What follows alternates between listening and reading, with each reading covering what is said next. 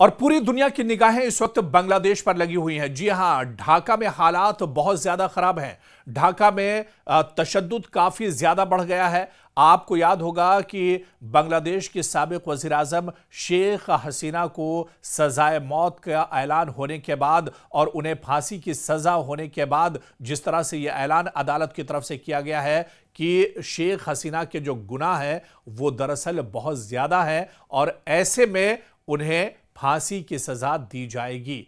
तो इस ऐलान के बाद, अदालत के इस फैसले के बाद अब बांग्लादेश में हालात काफी ज्यादा खराब है। मौजूदा हालात क्या कुछ हैं, एक नई सुबह है इस बड़े और अहम और तारीखी फैसले के बाद आखिर अब वहां पर हालात कैसे बने हुए हैं उसी को हम समझने की कोशिश करेंगे। आप देखिए कि ढाका में लगातार तशद्दुद हो रहा है। शेख हसीना के आबाई घर पर हुजूम ने हमला कर दिया है। फौज ने आंसू गैस के गोले दागे और बांग्लादेश के साबिक वजीर आजम शेख हसीना को सजाए मौत सुनाए जाने के बाद हुजूम ने ढाका में उनके आबाई घर पर बड़ा हमला किया है। वही तारीखी इमारत है जहां उनके वालिद और बांग्लादेश के बानी बंगबंधु शेख मुजीबुर रहमान को 1975 में कत्ल कर दिया गया था। फैसले के बाद मुश्तइल हुजूम ने 2 जेसीबी मशीनों से मकान के बाकियात को मिसमार करने की कोशिश की, जिस पर पुलिस, बीजीबी और फौज को आंसू गैस और लाठीचार्ज करना पड़ा। बांग्लादेश के अवाम में दरअसल नाराजगी कितनी ज्यादा है। आप देखिए कि जहां पर साबिक वजीर आजम दरअसल अब बांग्लादेश के अंदर नहीं है, हालांकि उन पर एक लंबे इंतजार के बाद यह पूरा मामला चलाया जा रहा था और काफी वक्त से इस पूरे मामले पर सुनवाई हो रही थी अदालत के अंदर, और अब अदालत ने इतना बड़ा फैसला दिया है और इस फैसले के बाद भी आवाम का जो गुस्सा है वो थमने का नाम नहीं ले रहा है।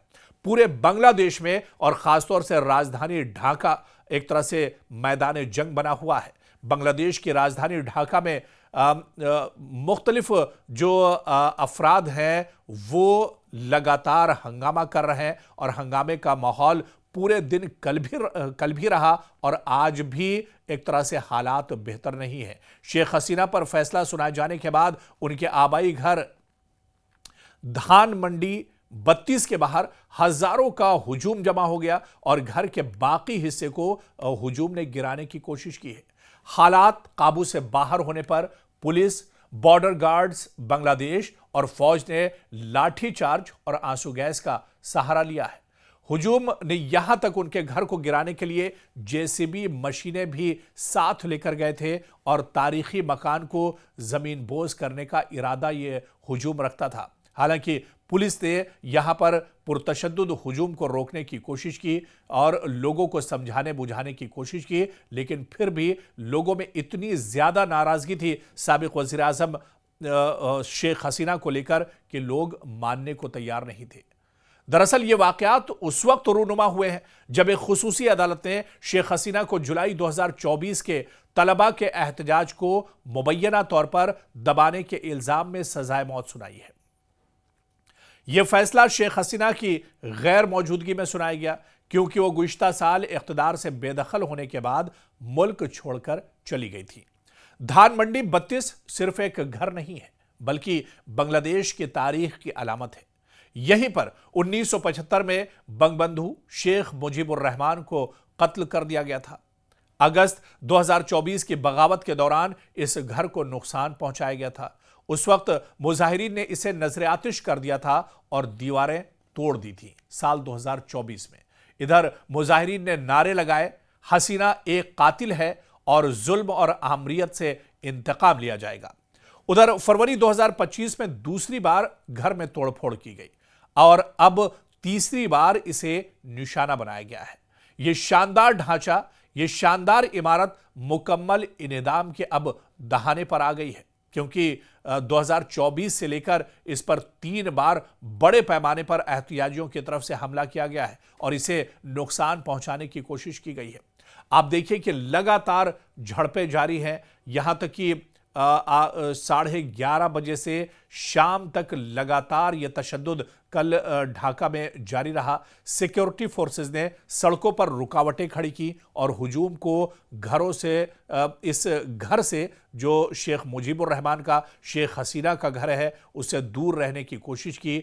लेकिन तलबा ग्रुप, अपोजिशन के हामियों और मकामी लोगों की बड़ी तादाद लगातार इस घर के पास मौजूद रही, क्योंकि जो लोगों की नाराजगी थी, लोग ये चाहते थे कि जो निशानात हैं, जो बाकियात हैं, उन्हें भी पूरे तौर से खत्म कर दिया जाए।